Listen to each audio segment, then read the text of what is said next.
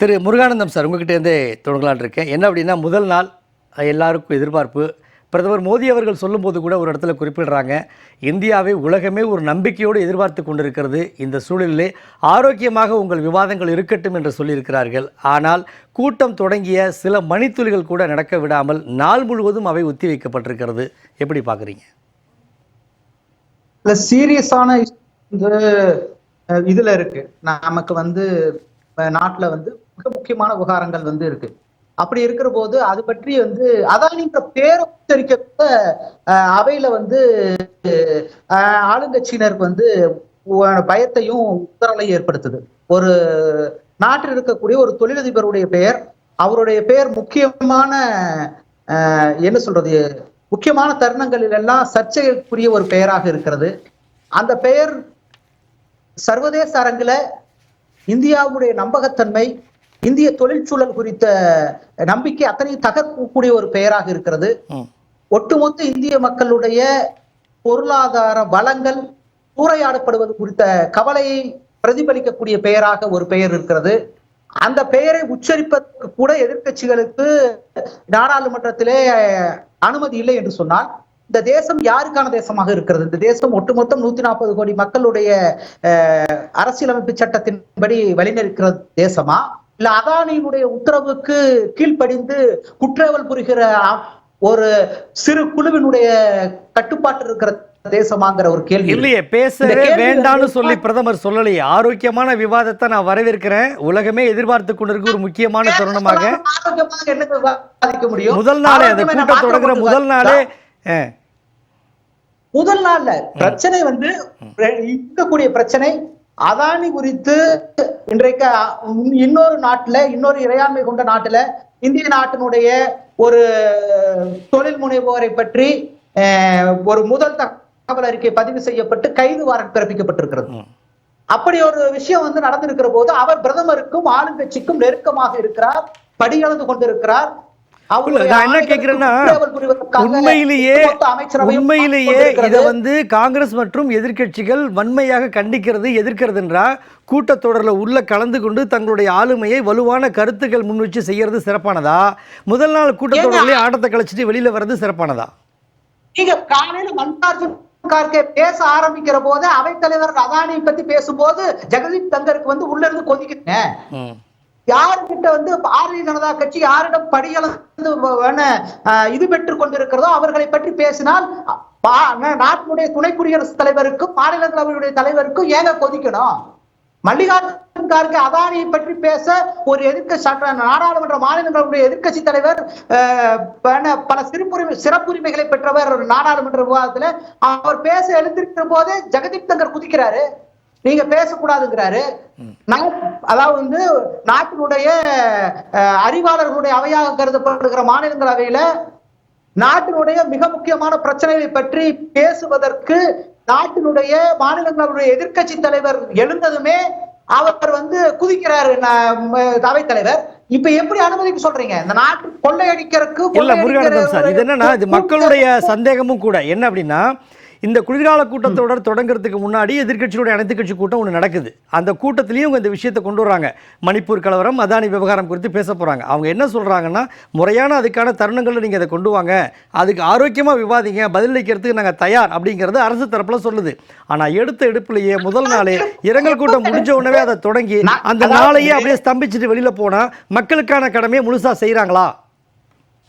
இல்ல பிரச்சனை நான் உங்களுக்கு சொல்லிட்டேன். அதாவது மாநிலங்களுடைய எதிர்கட்சி தலைவர் பேச ஆரம்பிக்கிற போதே அவர்களுடைய தலைவர் குறுக்கீடு செய்து அவருடைய பேச்சை இடைமறித்து அரசாங்கத்துக்கு வக்காலத்து வாங்குறாரு.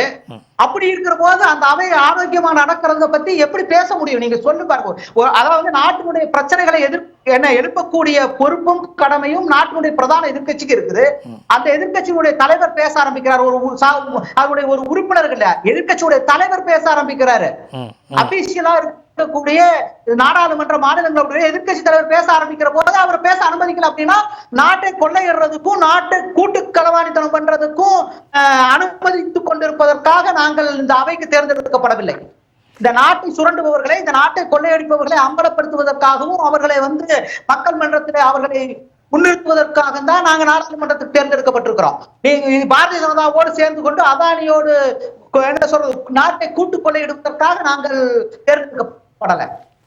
எல்லாருக்குமே பொதுமக்கள் மத்தியிலே என்ன பேசு பொருளா மாறும்னா, எந்த கருத்தை மறுக்கணும்னு நினைக்கிறாங்களோ அதுக்கு ஒரு வரைமுறையோடு செய்திருந்தால் முதல் நாள் கூட்டமே முழுவதுமாக ரத்து செய்யப்பட வேண்டிய அவசியம் இருக்காதே. ஒரு குளிர்கால கூட்டத்தோட ஒரு நாள் கூட்டத்திற்கு என்ன திட்டமிடல், என்ன செலவினங்கள், எவ்வளவு கணக்கீடு, இதையெல்லாம் கடந்து ஒரே ஒரு இதை பண்ணிட்டு வெளியில போறதுன்னா அடுத்தடுத்த அந்த 16 மசோதா வேற கொண்டு வரதுக்கான காலகட்டம் இருக்கு. அதெல்லாம் எப்போ விவாதிக்க போறாங்க? முதல் நாளே இப்படி செஞ்சுட்டா 20ஆம் தேதி வரைக்கும் என்ன நடக்க போகிறதோங்கிற எதிர்பார்ப்பு மக்கள் மத்தியில் இருக்கு இல்லையா? இல்ல அப்படி ஒண்ணு நாட்டை இப்படி புரட்டி போடக்கூடிய எந்த மசோதாவும் அங்கெல்லாம் ஒண்ணும் காத்துக்கிட்டு எல்லாம் இருக்கல. அதாவது நாட்டினுடைய ஒரு மாநிலம் 1.5 ஆண்டுகளாக பற்றி இருந்து கொண்டிருக்கிறது. இப்ப நீங்க சொல்றீங்க, நீ குறிப்பிடக்கூடிய 16 மசோதாக்கள் ஒரு முக்கியத்துவம் வாய்ந்த மசோதாக்கள்லாம் எது இல்லைங்கிறீங்க. நம்ம தொடர்ந்து பேசலாம் முருகானந்தம். அடுத்த சுற்றலாம் மறுபடியும் வரேன். திரு சுப்பிரமணியன் சார், என்ன முக்கியத்துவம் வாய்ந்த பிரச்சனை நீங்க நினைக்கிறீங்க? ஒரு கொஸ்டின் இருக்கு இல்லையா? நாட்டினுடைய ஒரு மாநிலம் 1.5 ஆண்டு காலமாக பத்தி அறிஞ்சிட்டு இருக்குது. டபுள் இன்ஜின் சர்க்கார்னு சொல்றீங்க. ஒன்றிய அரசு உங்களுடைய அரசு, மாநில அரசு உங்களுடைய அரசும் வேடிக்கை பார்த்துக்கிட்டு இருக்கிறீங்க. மக்கள் தெருக்கல்ல மோதி கொண்டிருக்கிறார்கள். அதை ரெண்டே கட்டுப்படுத்துறதுக்கு துப்பில்லாம 1.5 ஆண்டு காலமாக நிற்கக்கூடிய ஒரு அரசு, அதானிங்கிற பேரை சேர்த்தா அடிமையிலிருந்து பம்பிக் கொண்டிருக்கக்கூடிய அரசு, அந்த அரசாங்கத்தை பாதுகாப்பா செயல்பட அனுமதிச்சுக்கிட்டெல்லாம் இருக்க முடியாது. நிச்சயமா முருகானந்தம், அடுத்த சுற்றுல முருகானந்தம் நீங்க அடுத்த சுற்றுல உங்களுடைய கருத்துக்களை பதிவு பண்ணுங்க. நான் மறுபடியும் வரேன், உங்ககிட்ட மறுபடியும் வரேன். முருகானந்தம் சார், என்னன்னா இந்த கூட்டம் தொடங்குறதுக்கு முன்னாடி செய்தியாளர்களை சந்திச்ச பிரதமர் என்ன சொல்றாருன்னா, தேர்தலில் நிராகரிக்கப்பட்டவர்கள் அதை நடத்த விடாமல், அவையை நடத்த விடாமல் கூலிப்படையை போல் செயல்படுவார்கள் அப்படிங்கிற ஒரு கருத்து முன்வைக்கிறார். அது மட்டும் இல்லாமல் ஜனநாயக உணர்வுக்கு மதிப்பளிக்காத அதிகார பசி கொண்டவர்களை மக்கள் தொடர்ந்து பலமுறை நிராகரித்து விட்டார்கள் என்று காங்கிரஸ் மறைமுகமாக சாடி இருக்கிறார். உங்களுடைய கருத்து கேட்குதுங்களா? கேட்குது. அதாவது தேர்தலில் நிராகரிக்கப்பட்டவர்கள் அவையை நடத்த விடாமல் கூலிப்படையை போல் செயல்படுவார்கள் அப்படிங்கிற ஒரு கருத்தை முன்வைக்கிறார். இன்னொன்று என்ன சொல்றாருன்னா, ஜனநாயக உணர்வுக்கு மதிப்பளிக்காத அதிகார பசி கொண்டவர்களை மக்கள் தொடர்ந்து பலமுறை நிராகரித்து விட்டார்கள் என்று மறைமுகமாக காங்கிரஸை சாடுகிறார். உங்களுடைய கருத்து? நேரடியாவே சாடுறோம், நாங்க நேரடியாக சொல்றோம். அதாவது ஒட்டுமொத்த பாரதிய ஜனதாவும் அந்த அமைச்சரவையும் அதானியுடைய கூலிப்படைகள். அந்த கூலிப்படையோட தலைவர் பிரதமர் ஒன்று. ரெண்டாவது நாங்க அந்த அதானியோட கூலிப்படையாக பாரதிய ஜனதா ஆளும் தரப்பு செயல்படும் என்று சொன்னார். மக்களுடைய கூலிப்படையாக நாங்கள் செயல்படுவதை பத்தி எங்களுக்கு தயக்கம் கிடையாது. அதை நீங்க என்ன வேணாலும் அதை நீங்க சொல்லிக்கலாம், அதை பத்தி எங்களுக்கு தெரியாது. நாங்கள் 140 கோடி மக்களுடைய, இந்திய மக்களுடைய மனசாட்சி குரலாக இருந்து செயல்படுவதற்கு கூலிப்படை என்கிற பட்டம் தான் பிரதமரால் தர முடியும் என்றால் அதை பத்தி எங்களுக்கு கவலை கிடையாது. இந்த பிரதமரிடம் நற்சான்று வாங்கிக்கிட்டு வரலாற்றில் இடம்பெற வேண்டிய அவசியம் காங்கிரஸோ எதிர்கட்சிகளுக்கோ கிடையாது. ஒன்று, அதானியோட கூலிப்படையாக நீங்கள் செயல்படுவதற்கு வெட்கப்படவில்லை என்று சொன்னால், அதற்காக நீங்கள் கூச்சப்படவில்லை என்று சொன்னால், நாட்டு மக்களுடைய மனசாட்சியினுடைய குரலாக செயல்படுவதற்கு எங்களுக்கு எந்த தயக்கமும் கிடையாது. உங்களுடைய சான்றிதழையும் நாங்கள் எதிர்பார்க்கல. ஒன்று. ரெண்டாவது, மக்களால் நிராகரிக்கப்படுறது அப்படிங்கிற ஒரு வாதம் எவ்வளவு அபத்தமான. நீங்க ஜார்க்கண்ட் தேர்தலில் தோத்து போயிருக்கீங்க நேற்று. ஆக்சுவலா நீங்க ஒரு மாநிலத்தை ஜெயிச்சிருக்கிறீங்க, ஒரு மாநிலத்தை தோத்து இருக்கீங்க. இந்த தேர்தல் முடிவுகளை வச்சுக்கிட்டு நாடாளுமன்றத்துல ஒரு அரசாங்கம் பொறுப்புடைமை இருந்து நடத்தி போறது அப்படிங்கறதெல்லாம் வெட்கக்கேடான ஒரு விஷயம். நாட்டில் ஒரு மாநிலம் பற்றி இருந்து கொண்டிருக்கிறது 1.5 வருஷ காலமா. அந்த பிரதமரால காலடி எடுத்து வைக்க முடியல. நான் 56 இன்ச் மார்பு கொண்ட விருந்த மார்பு கொண்டவன் மாறுதட்டிட்டு இருந்த ஒரு மனிதனால் ஒரு மாநிலத்தில் தன்னுடைய நிர்வாக ஆளுகைக்கு உட்பட்ட பகுதிகள் காலடி எடுத்து வைக்க கூட இயலவில்லை என்று சொன்னால், அவருக்கு அந்த துப்பில்லை என்று சொன்னால், அந்த பிரதமர் இந்த நாட்டில் இருந்தா என்ன சென்சார், அவர் பிரதமராக இல்லாட்டி என்ன? ஒண்ணு. ரெண்டாவது நான் இந்த ஒட்டுமொத்த இதை பாருங்க, அதானுடைய பேரை பேச ஆரம்பிச்சாலே ஒட்டுமொத்த ஒட்டுமொத்த அரசாங்க மிஷினரி பதறுது. அதாவது மணிப்பூர் விவகாரத்துக்காக ஒரு நீங்க ஒரு பிரஸ் மீட் வைக்கல பாரதிய ஜனதா கட்சி. நாட்டுல டெல்லியில அதிகார பசி உள்ளவர்களுக்கு மக்களோட உணர்வு தெரியாது அப்படிங்கிற இல்ல. இந்திய நாட்டினுடைய தலைநகரம் புகை மூட்டத்தால் சூழப்பட்டிருக்குது. மக்கள் சுவாசிக்க முடியாத அளவுக்கு, நெருங்கி நடமாட முடியாத அளவுக்கு இருக்காங்க. அதுக்காக ஒரு பிரஸ் மீட்டை இந்த பாரதிய ஜனதா கட்சி வைக்கல. அதானி மேல வந்து ஒரு சார்ஜ் போட்டு அங்க ஒரு எஃப்ஐஆர் போட்டு வாரண்ட் இஷ்யூ பண்ணிட்டாங்க சொன்னது அதை நியாயப்படுத்துறதுக்கு வெக்கம் இல்லாம ஒரு ஒரு இது நடத்துது சார், பிரஸ் மீட் நடத்துறாங்க சார் பாரதிய ஜனதா கட்சி. இந்த மாதிரி ஒரு வெக்க கெட்ட கட்சியை நாட்டுல பாத்துருக்கீங்களா என்ன? ஒரு மாநிலத்துடைய பற்றிய பிரச்சனைக்காக அட்ரஸ் பண்ணாத ஒரு கட்சி, ஒரு ஒரு ஒரு தொழிலதிபர் வந்து அவருடைய முறைகேடான நடத்தைக்காக இன்னொரு நாட்டுல வந்து பிடிவாரம் பிறப்பிக்கப்பட்டிருக்கிறாரு. அந்த அசிங்கமான நிகழ்வுக்கு வெட்டப்படாம அந்த அவங்களுக்கு வந்து முட்டு கொடுத்துக்கிட்டு வந்து பிரஸ் மீட் நடத்துறாங்களே, இது அசிங்கமா இல்ல உங்களுக்கு? இந்த அரசாங்கத்துல வந்து இவங்க வந்து எங்களுக்கு வந்து ஒவ்வொரு நாடும் பாடம் எடுக்கிறாங்க. பாராளுமன்றம் எப்படி நடக்கணும், பாராளுமன்றத்தில் எதிர்கட்சிகள் எப்படி நடந்துக்கணும், ஜனநாயகம் வந்து அப்படி ஜனநாயக நடைமுறைகளை பற்றி எங்களுக்கு பாடம் எடுக்கிறாங்க. 140 கோடி மக்களை பிரதிபலிக்கக்கூடிய பிரச்சனையை பற்றி பேசுறதுக்கு துப்பில்லை இந்த அரசாங்கத்துக்கு. ஆனா ஒரே ஒரு தொழிலதிபருடைய பேர் சொல்றதுக்கு கூட இல்லாம வாய்ப்பு போட்டு ரவுலட் சட்டம் 2.0 நாட்டில் அமலாயிட்டு இருக்கு. அதானிக்காக மட்டும் நீங்க சொல்லக்கூடாது, அது நீங்க ஊடகங்கள்ல சொல்லக்கூடாது, பொதுவெளியில சொல்லக்கூடாது, நாடாளுமன்றத்தில் சொல்லக்கூடாது. அப்படி ஒரு என்ன சொல்றது, அதானிக்கு வந்து எல்லா அரசமைப்பு சட்ட இதுல இருந்து எக்ஸ்க்ளூட் ஆகி அவர் தனித்த ஒரு சிறப்புரிமை பெற்ற ஒருத்தர் ஆகிட்டார் இந்த நாட்டுல. அப்படியான சூழல் இங்க நிலவிட்டு இருக்குது. ஒரு மாநிலங்களுடைய எதிர்கட்சி தலைவர் பேச ஆரம்பிக்கிறதுக்கு முன்னாடியே வந்து அவைத்தலைவர் குறுக்கிட்டு பேச விடாம தடுக்கிறாரு. நீங்க பேச விட்டு பதில் சொல்லுங்க, பேசுங்கன்னு சொல்றீங்க. பேச பிரச்சனை எழுப்பும் போதே இங்க வாய் அடைக்கிறாங்க சார், வாய் கூட்டு போடுறாங்க. நீங்க விரும்புறதை பேசிட்டு நீங்க விரும்புறத நீங்க சொல்றதை கேட்டுட்டு போறதுக்காக எதிர்கட்சிகளாக நாங்கள் அமர்ந்திருக்கவில்லை. அங்க நாங்க ஜனங்க என்ன நினைக்கிறாங்கிறத பிரதிபலிக்கிறதுக்காக, ஜனங்களுடைய குரலை பிரதிபலிக்கிறதுக்காக தான் நாடாளுமன்றத்துக்கு போயிருக்கிறோம்.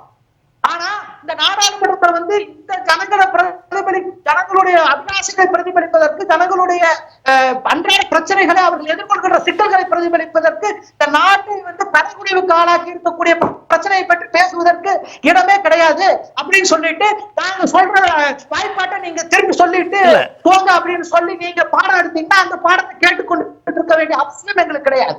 ஒன்று, இந்த ஜனநாயகமும் இந்த அரசமைப்பு சட்டமும் இந்த ஒட்டுமொத்த சிஸ்டமும் வந்து இந்த நாட்டினுடைய முன்னோடிகளால் இந்த மக்களுடைய குரலாக ஒழிப்பதற்காக உருவாக்கி அளிக்கப்பட்டவைதான்.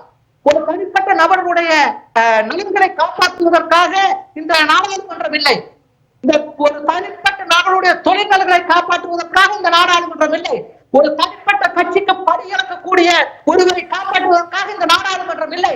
பாரதிய ஜனதா கட்சி வந்து கூலி வாங்கிட்டு வந்து தேர்தல் செலவுகளை எதிர்கொள்கிற ஒருவருக்கு மாறுவிப்பதற்காக இந்த நாடாளுமன்றம் இல்லை. இந்த நாடாளுமன்றம் 140 கோடி மக்களுடைய அபிலாஷைகளை பிரதிபலிப்பதற்காக, அவர்களுடைய நெறிமுறைகளை பேசுவதற்காக, இந்த நாட்டில் நிலவுகிற பிரச்சனைகளை பற்றி இந்த அரசாங்கத்துடைய கவனத்துக்கு கொண்டு செல்வதற்காக, அந்த கூட்டு முயற்சியின் மூலம் ஒரு ஜனநாயக செயல்பாடுகளின் மூலம் இந்த நாட்டினுடைய எதிர்காலத்தை சிறப்பாக அமைப்பதற்காக உள்ளிட்ட லட்சிய நோக்கங்களுக்காக அமைக்கப்பட்டது. முருகானந்தம், இன்னொரு தகவல், மணிப்பூர் கலவரத்துல இதை கேட்டுட்டு போறதுக்காக அந்த அவை நடத்த வேண்டிய அவசியம் கிடையாது. மக்களுடைய குரலுக்கு இடமில்லாத ஒரு அவை, அதனுடைய பெயரை சொல்லக்கூட துப்பில்லாத அளவு அதற்கு வந்து தடை செய்யக்கூடிய ஒரு அவை நடந்தது நாட்டினுடைய வளர்ச்சி ஒன்று தீர்மானிக்கப்பட போறதில்லை. இந்த அதிகாரி விவகாரம் முழுமையாக பாதிக்கப்படும் வரை மணிப்பூர் இந்த நாள் குறைந்தபட்சம் இந்த நாட்டினுடைய பிரதமர் அப்படிங்கிற முறையில நான் இந்த நாள் மண்ணுக்கு வந்திருக்கிறேன், அந்த மக்களை போய் பார்க்காத வரைக்கும் இந்த அவை வந்து நடந்து இந்த நாடு வந்து ஒரு சுபிட்சமாக வேண்டிய அவசியம் எல்லாம் ஒண்ணு கிடையாது சார். அது வரைக்கும் வந்து இந்த பிரச்சனைக்கு வந்து முடிவெட்டப்படும் வரை இந்த அவை நடக்கிறதுல எந்த பிரயோஜனமும் கிடையாது. அதற்கு எதிர்க்கட்சிகள் அனுமதிக்கவும் போறதில்லை. அவ்வளவுதான்.